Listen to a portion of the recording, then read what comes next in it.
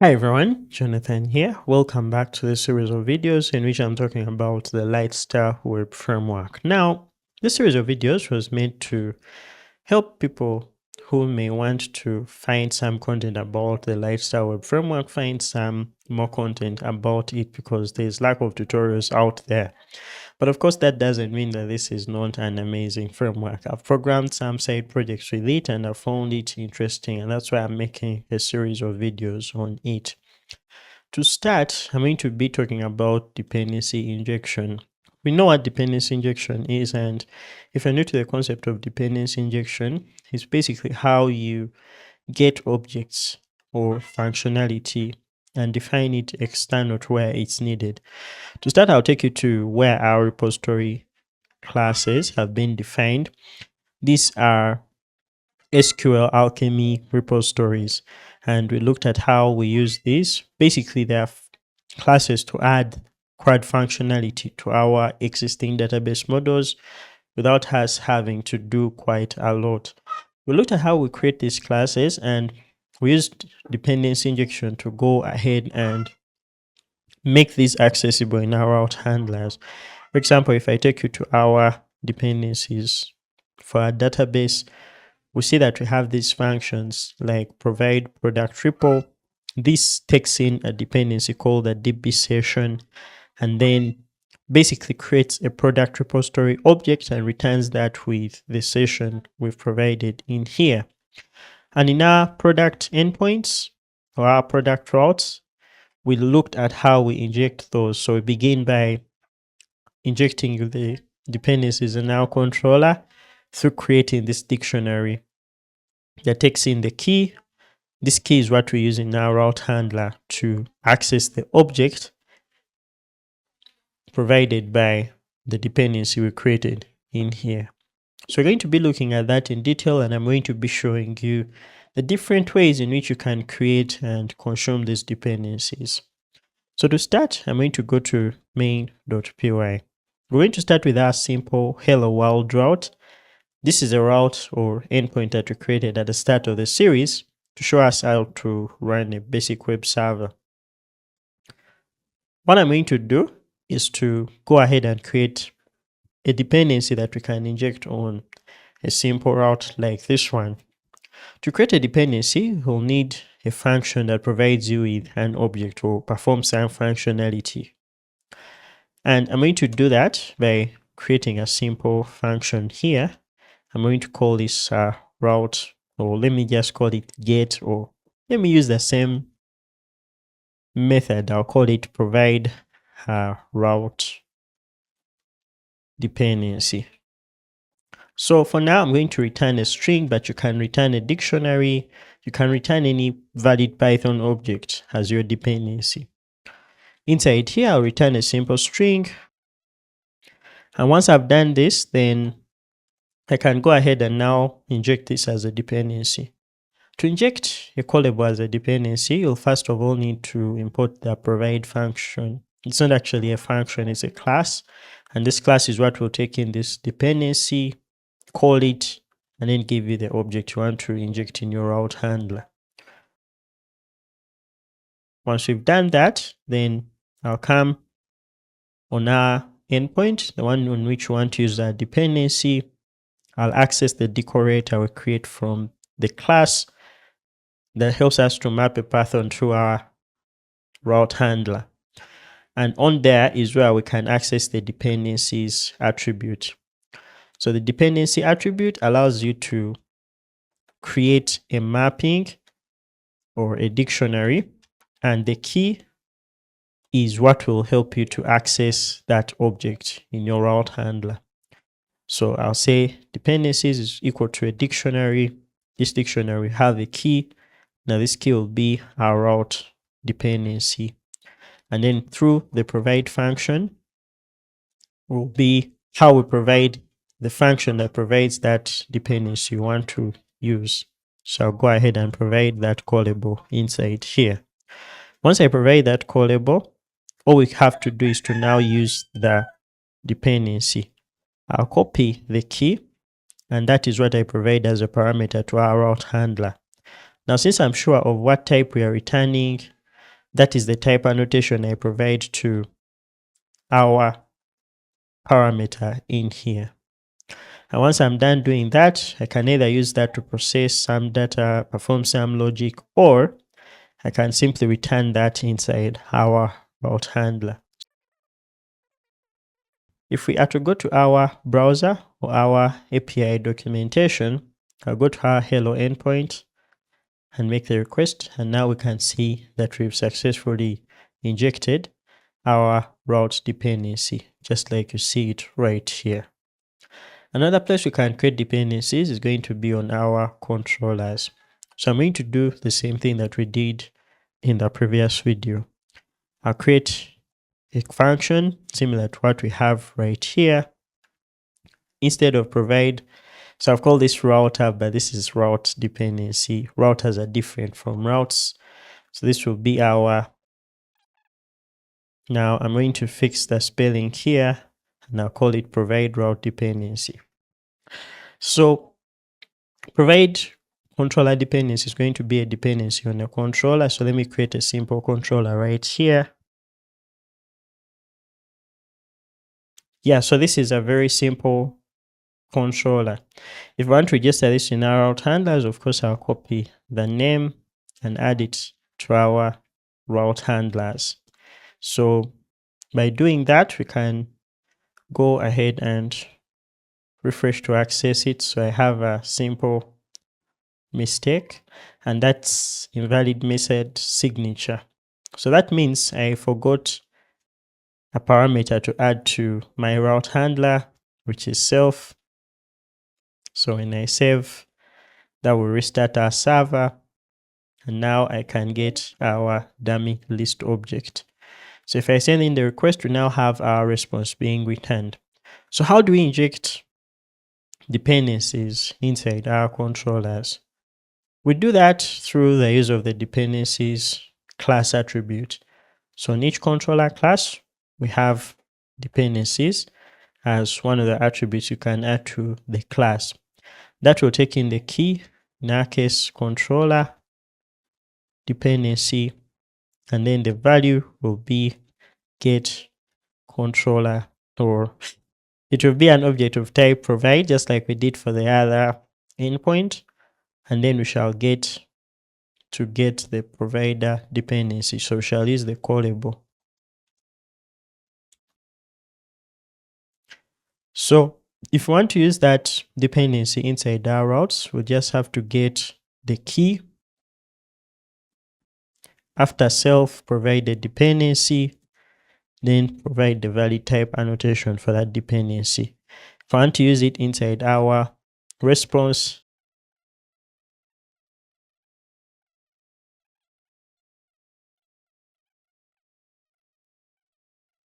so if I save and head over back here, I can now get our controller dependency. So this dependency object is only available to whatever method we define inside our controller. So it's only scoped to that controller. Let's look at another example. So assuming we had routes that were grouped together under one single route, how could we then add dependencies onto those routes? So to do that, let me just create some simple routes. So let me just copy what I have here.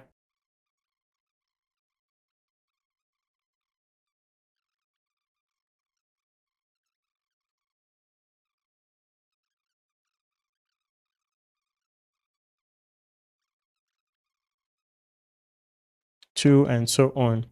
So this is two endpoints that can be grouped under the same router. To create that router, I will go ahead and say I'll create a new router object. I'll call it the payment router, and this will be a router object. So a router can group endpoints like the one we have here. It can also group controllers that will then have other endpoints subgrouped inside them, and many other controllers. So we can have many controllers under one route, and we can have many endpoints under one route. So to make this work, I'll have to first of all import our router.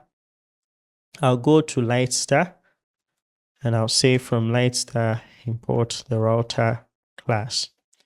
Once I've imported the router class, then I'll define the path. So the path on which all these endpoints are going to be is going to be the /payments path. And once I've defined that, I can now go ahead and define the individual route handlers on this path.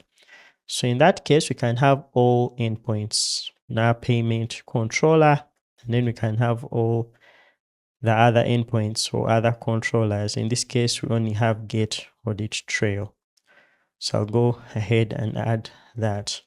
So in case we wanted to add a dependency onto a router that we want to be accessed on all endpoints on this router, then we have a dependencies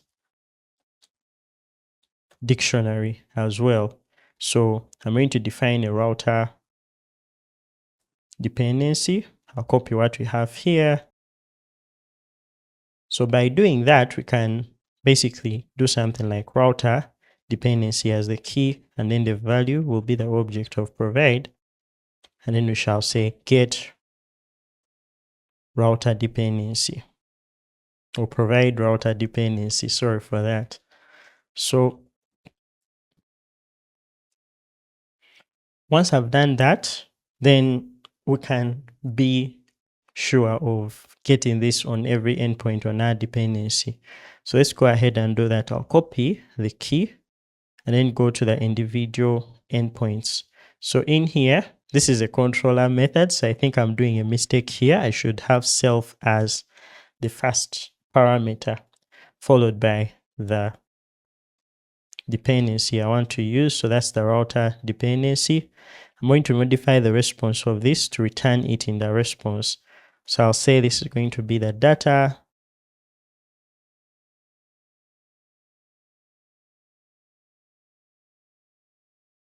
Once that is done, then I'll do the same thing for the other endpoint.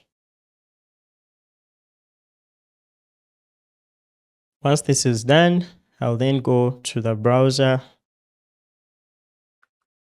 Now I have two endpoints. This is the Now I have two endpoints. I think the reason that's why they are not showing up is because I haven't yet added the payment router to the route handlers list. So let me do that.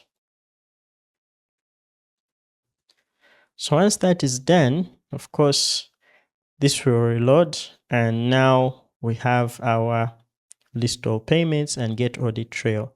If I want to group those under one single endpoint or under one single grouping, I can come and provide tags as well so that we can have those under payments.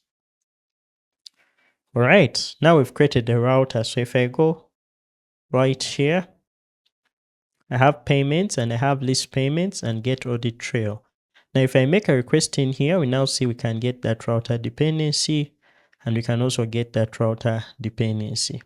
Now, one thing I wanted to show you by doing that is that dependencies can also have scope, in that our payment router has dependencies that are only specific to the endpoints we defined under that router. And our controllers will only have dependencies that can be accessed by only methods defined on that controller. We can also have individual endpoints like the one we have here, having dependencies that are only defined on those individual endpoints. You cannot use route dependency inside this controller because it is scoped to that route. You cannot use controller dependency out here because it's only scoped inside here. On a router, you can use router dependency on only endpoints that are scoped to that individual router. So that's basically dependency scope for you. Another thing to note is we can have global dependencies. For example, on our Litestar instance, we also have that dependencies attribute. I can go ahead and define that by simply providing dependencies. So let me just call this global dep or global dependency. I'll call provide, and then inside here is where I can provide the dependency. So I'm going to use provide global dependency, but I haven't yet defined that, so I'll go ahead and add it at the top right here. Now, we're going to go ahead and inject this on all our endpoints. So I'll copy this key, global dependency. I'm going to add it to the endpoints I have for the router first.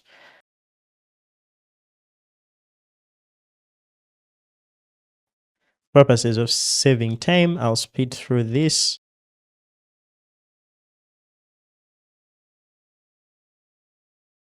All right, so what I've done is to go ahead and provide the global dependency as I've defined it on our app instance. So that is supposed to be accessible in all the route handlers we have within our application. So if we try it out, I'm going to go to our individual endpoints and try to make requests to the different endpoints. Now we see that we have that app dependency, which is defined on the app instance. If I do the same thing for the audit trail, we can see that that is also accessible. So these are endpoints that are on a router that's attached to our app. If I go to, let's say, our hello world endpoint, we now see that app dependency already also exists. I have a dummy list controller endpoint that also shows that we can access those dependencies from our app instance. So yes, that is all about dependency injection. One thing to note is for us to have a dependency, you have to have a valid callable object. It can be a generator, it can be a function, or any other object that implements a Danda call method.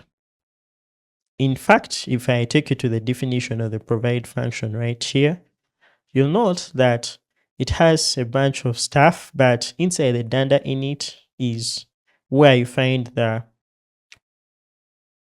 attributes added onto the object when creating it. And you'll see that we provide a dependency, which is going to be a callable, and there's a check that checks if something is not a callable. So if an object is not a callable, then we shall see an error being returned by Litestar that is not a valid dependency.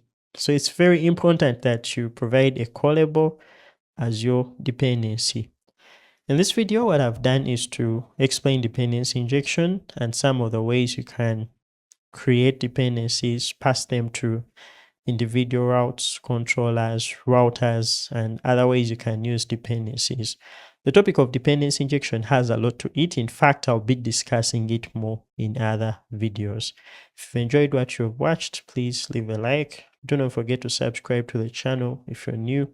I'm going to, of course, continue creating as much content about Litestar as I can because it's a really amazing framework that forces you into understanding different patterns or different ways in which you can solve API development problems.